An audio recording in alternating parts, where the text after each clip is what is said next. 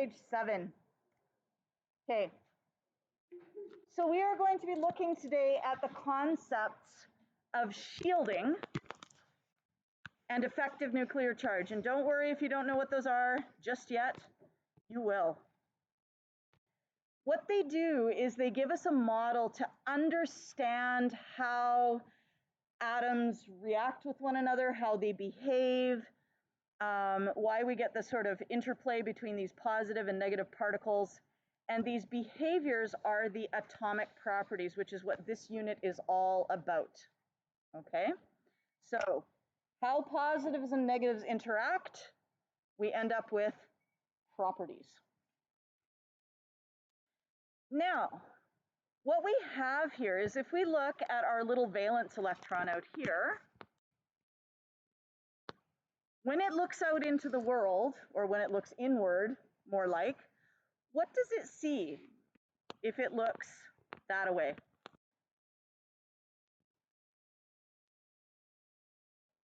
It sees, what does it see if it was looking? It sees a lot of space, it sees electrons, yes, and it sees a nucleus, okay? What does the nucleus do to that valence electron? The nucleus pulls the valence electron. And what about all of these other electrons on these shells here? What do they do to that valence electron?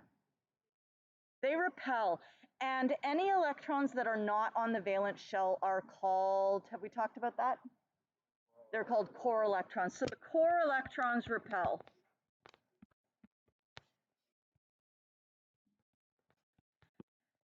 This whole unit is all about Coulomb's law. Okay, so it's all about attraction and repulsion. Do you guys remember Coulomb's law?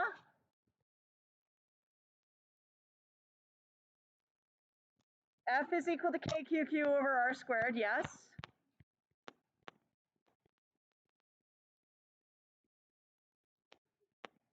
And what kind of force are we talking about here? Coulombic force, or what's the other word we could use? Whoa, what happened there?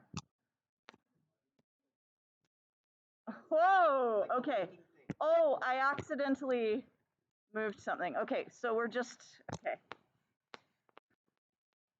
F is equal to KQQ over R squared, and that is either our Coulomb.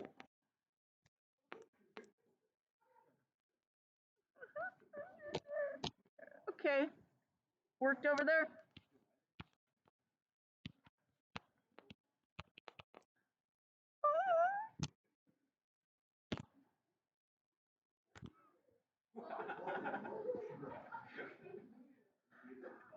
Oh my God, you know what I'm gonna do? I'm going to,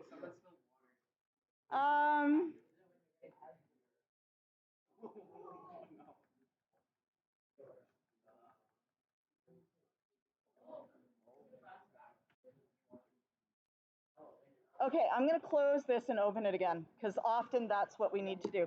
And in fact, did you guys know that Mr. H is like the technology teacher for the school? Like he helps us all out with our technology? No, but he's the one who's like in charge. If our laptop isn't working, we go talk to him. So he's that guy. So he gets like a half a block of time to do that. And his advice always is, okay, turn your computer off and turn your computer on again. And then if it's still not working, you know what you do? You turn it off and you turn it on again. And then you do that like as many more times as you need until it works. And often it does, which is kind of scary because my husband's like, that shouldn't be the case. He works for an actual technology company, not a school. But apparently that does work at our school. Yes? Yeah. Mainly because he says, you're not going to make me work outside of my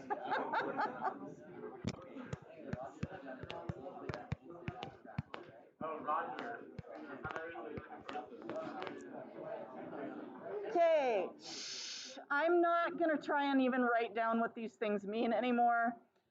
If you want to look at it, you can be like, oh, look, here's Coulomb's law. It's on page 1. Okay? The electrostatic force can be called the Coulombic force. This is page 1. In AP chemistry, I don't know why they love the term Coulombic attraction, Coulombic repulsion. They're all over that. But if you were to call it electrostatic force, nobody could argue with you. We can make the following proportionality statements. Page 1.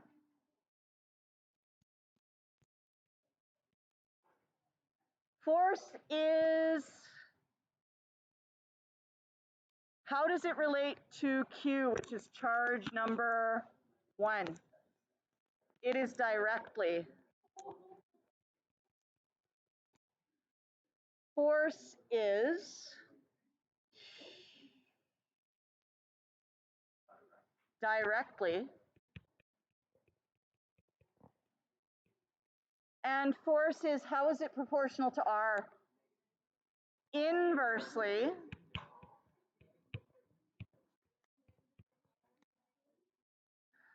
Now, do we have to put anything else there for the R? We have to put a squared.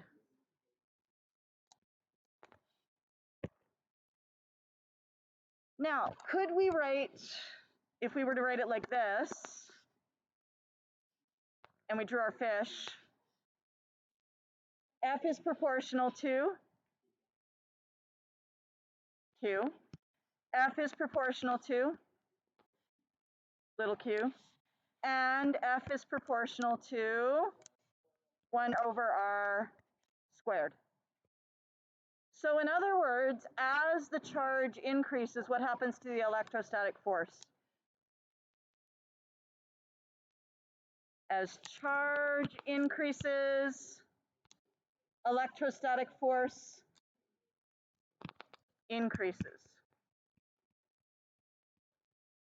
As the distance between the charges increases, the electrostatic force decreases. You are not expected to memorize this formula, but you should be able to state the relationships, okay? And quite frankly, it's not that hard to memorize, so, you know, we'll be talking about it a lot. Okay, back to page 7.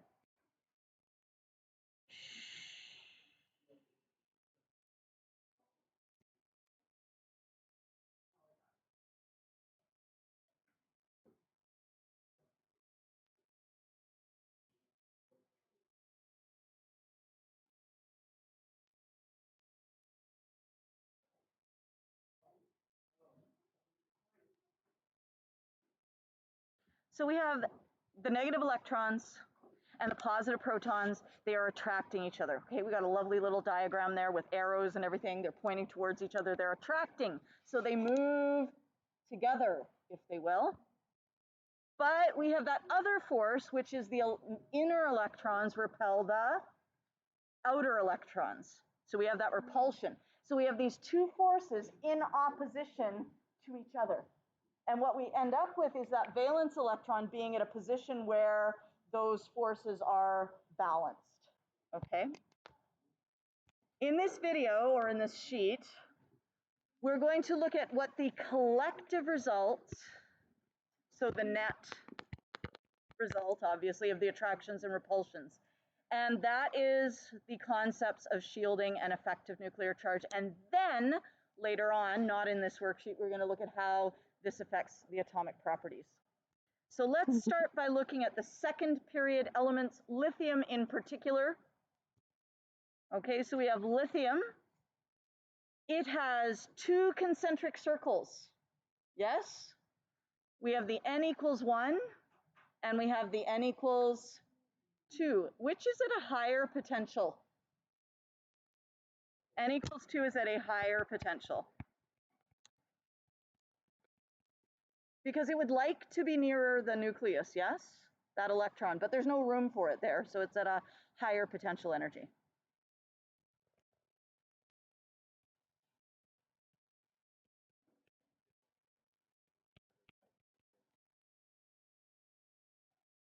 Yes, yes, okay. We also have lithium. We know it has an atomic number of 3, which means that it has 3 protons. Yes.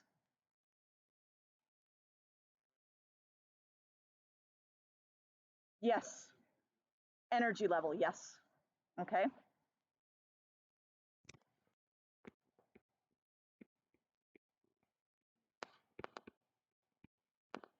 The actual official name for N is the principal quantum number, okay?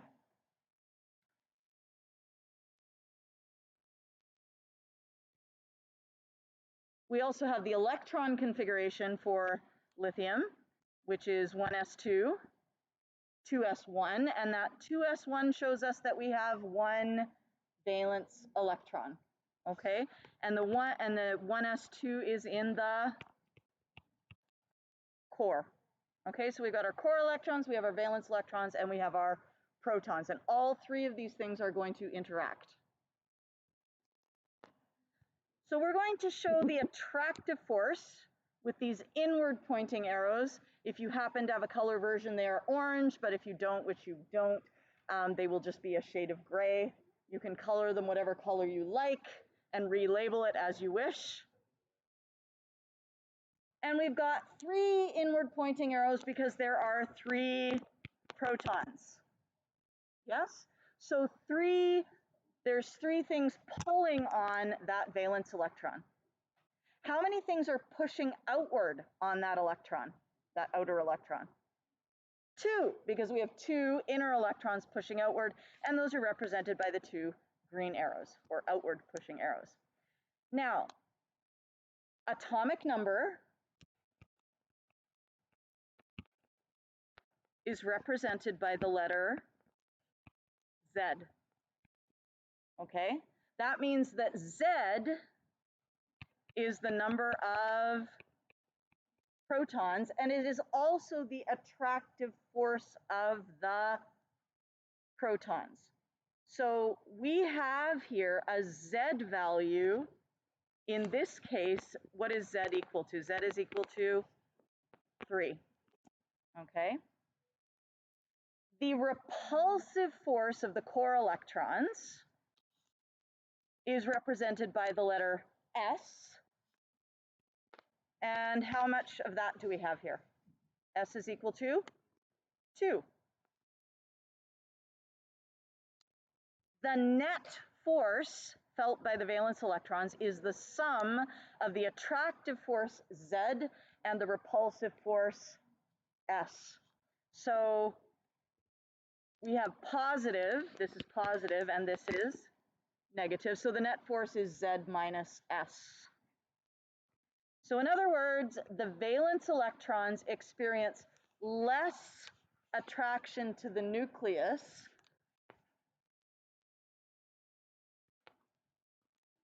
less net attraction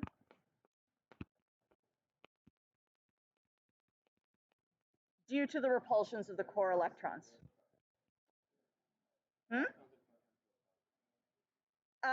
They have the same charge, and therefore they have the same force. Yes? Because it's +1 or -1. Yes?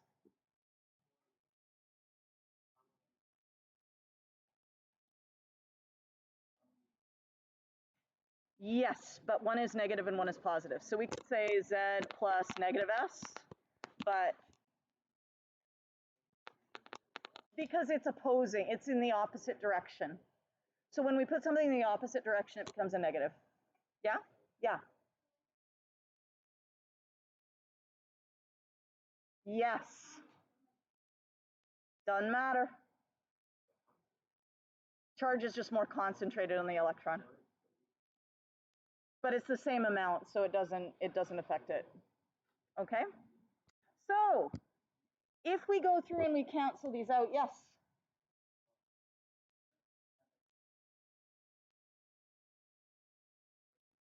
In a what? Uh-huh.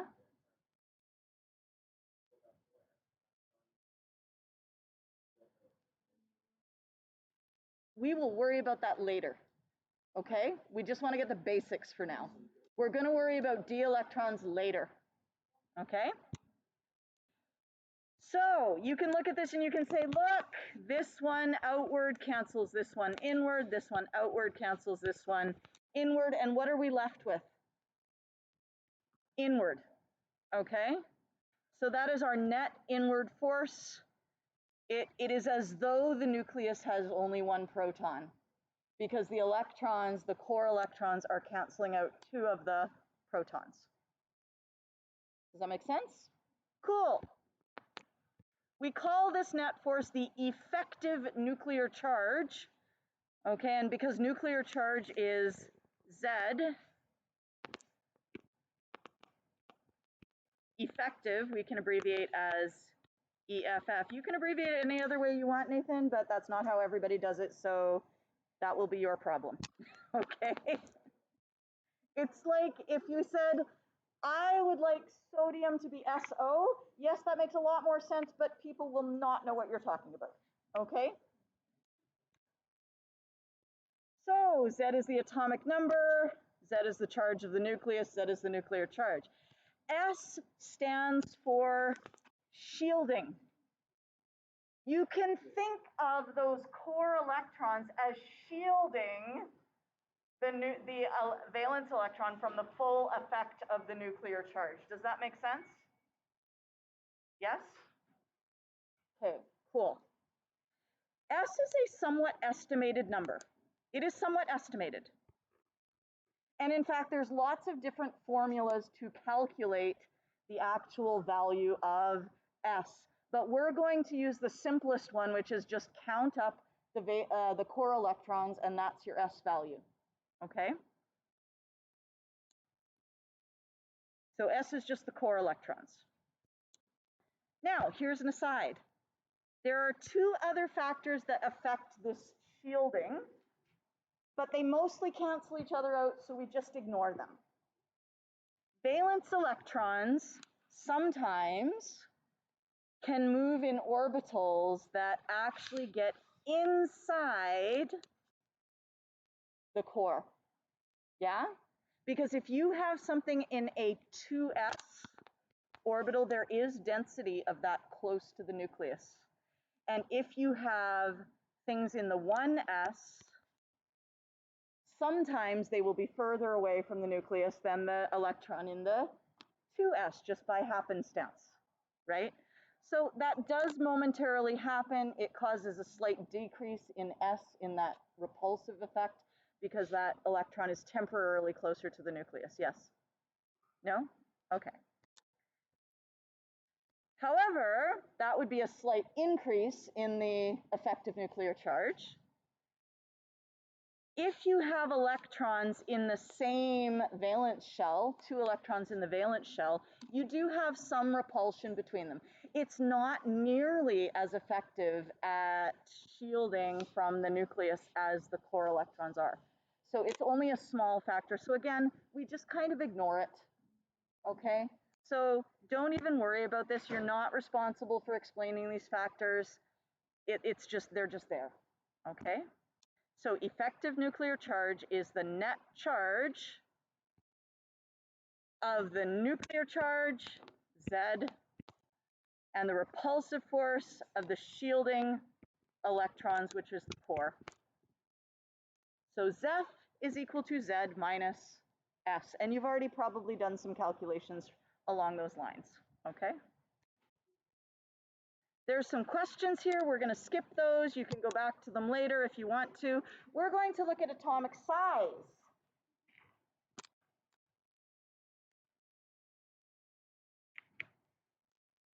And we're going to look at period 2.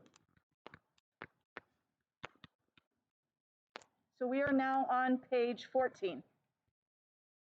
So here's lithium. Yes. It will be posted tonight, okay? I just haven't had a chance to put page numbers on it, and I didn't have a chance to print it because I'm like desperately far behind everything right now, so I'm just trying to catch up as quick as I can. Plus, I'm also like trying not to give up my exercise because last time I did that, I ended up not being able to walk. hardly for 10 minutes. So yeah, I'm not willing to give up my health for, you know, being ready on time for class. So yeah, health is more important. I know, right? Health is important.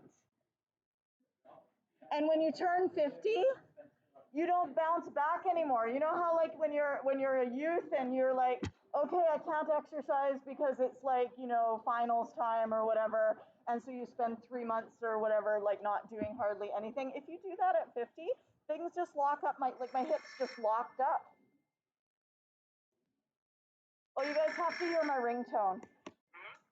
Oh, there it is. It's Kermit.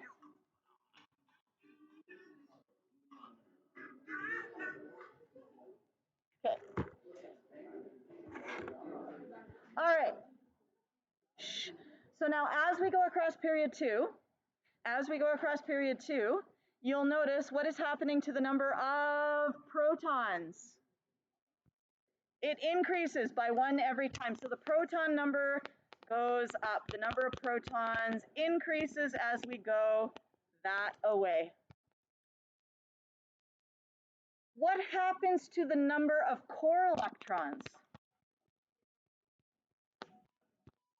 It stays the same. So Z is going up.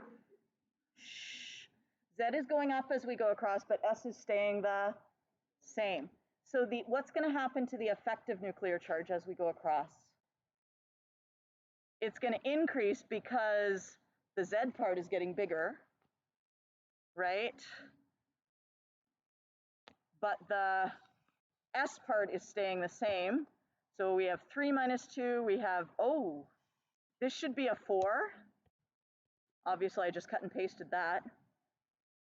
Okay. Page 14, bottom of the page. And then we have 9 minus 2, gives us 7 plus. So we go from +1 to +2, and we would have 3, 4, 5, but I couldn't fit them all on one page, right? And then we'd go all the way over to fluorine with +7. And argon would have +8. Okay? What, huh?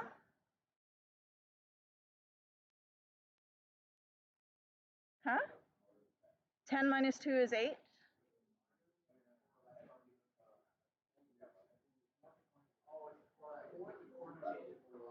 Yeah. Yeah. Yeah. Core electrons, even for a noble gas, are the inner electrons, not the outer electrons. Okay? But that's just semantics, and no one's going to ask you a question about that, so don't worry about it, okay? Just relax, breathe, okay? Yes. Yes. Yep. Oh, that should say 2. Folks, over here, this should say 2. Thank you.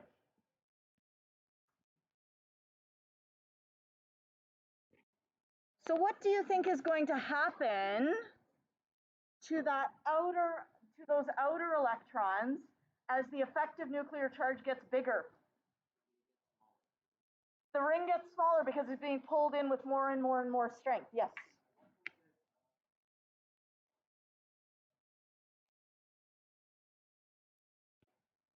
Well, when it hits its natural radius, whatever that would be. Well, okay, an atom is a particular size. That's the size it gets to. Et voila.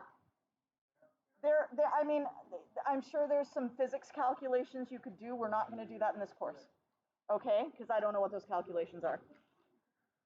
All right, so you can see this is a little bit more realistic, although I had to make the protons smaller because I couldn't, like, it was really hard to shrink the diagram and keep the protons the same size.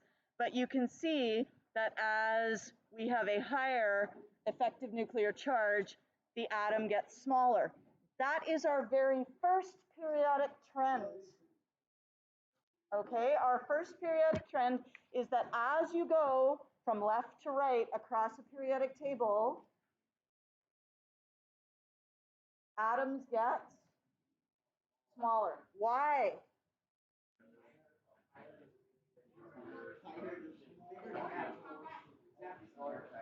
Zeph is larger because there are more protons, but the same number of core electrons, so the effective nuclear charge increases. I'm going to harp on this again and again and again.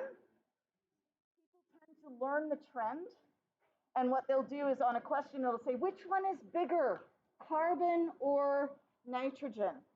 And people will say, well, carbon is bigger because, and when they're asked why, they'll say, because as you go from left to right across the periodic table, they get smaller. Is that an explanation? No. So don't ever give me a trend as an explanation. We'd like to remind all staff and students today's date that you get to facility today. As it's beginning to snow. Well, it'll be slippery, right? The radio, TV, or our website tomorrow morning for any school closures.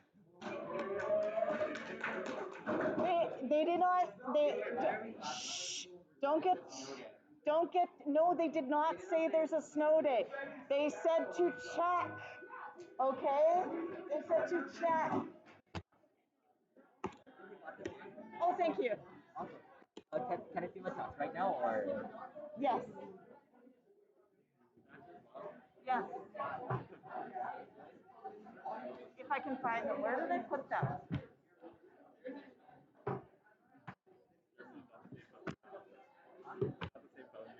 Yes? Yeah. No, I'm not that rich.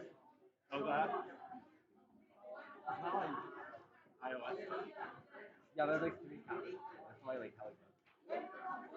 Oh,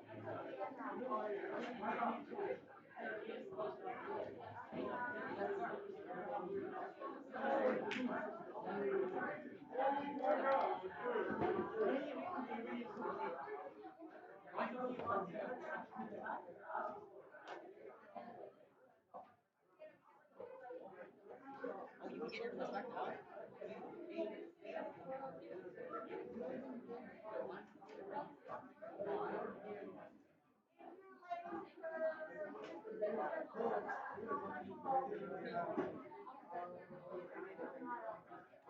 I know.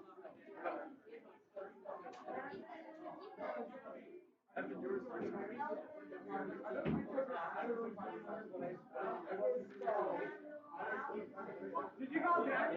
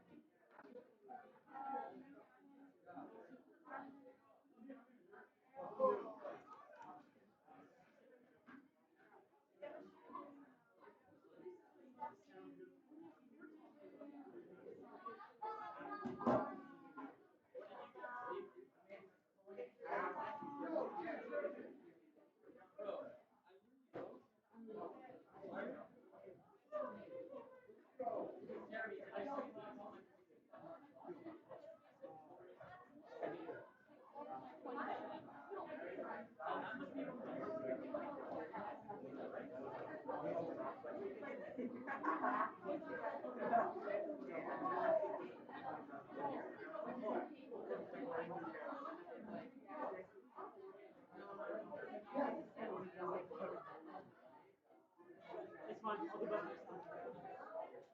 Fine. Like it wasn't bad. And this is Chem 11 and yeah, Oh, yeah. what is Let's this? go. Yeah. Huh?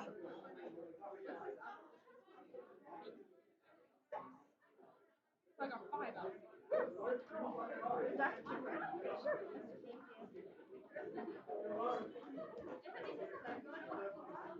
Sure.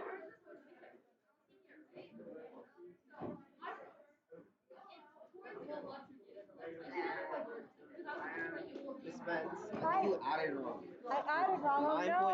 plus 5.5 does not equal 14. Well, no, it doesn't, does it? I suck. Whoa, look at you go. Good. Okay. Yay, I got one extra. No, that's a lot on something like this. There you go. I'm going to change that right now before I forget.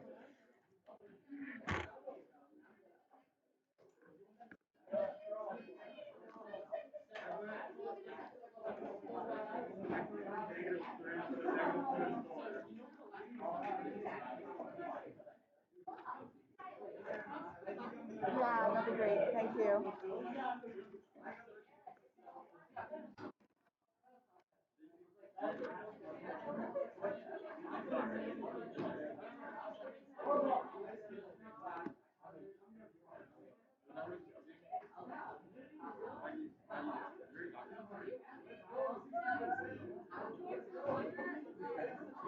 Can they get 125 right next to 5? Okay, Actually? Oh, okay. sure. Why not? Thank you. I was like, Jeremy, you're gonna kick yourself. I'm I like, am oh, kicking myself. anyway, it's all good. We all have a moment, right? Just sign it in like Anywhere, yeah. just like this,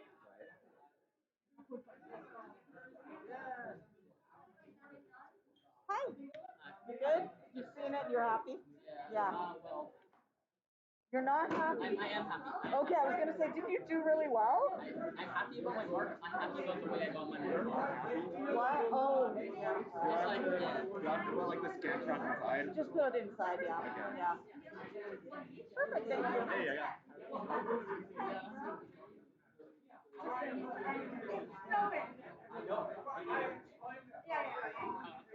Mainly because you know how I figured, like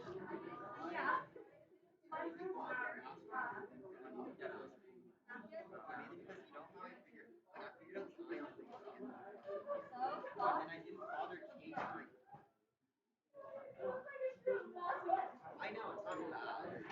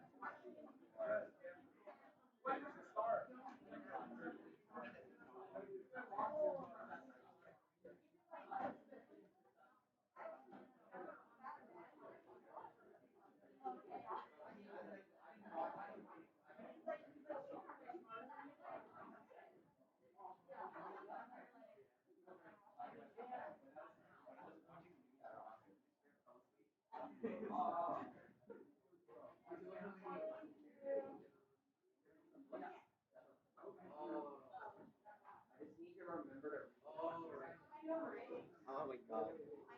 No, and the thing is, I figured out the island thing I did was like here. And I was like, man. Thank you. We just have to solve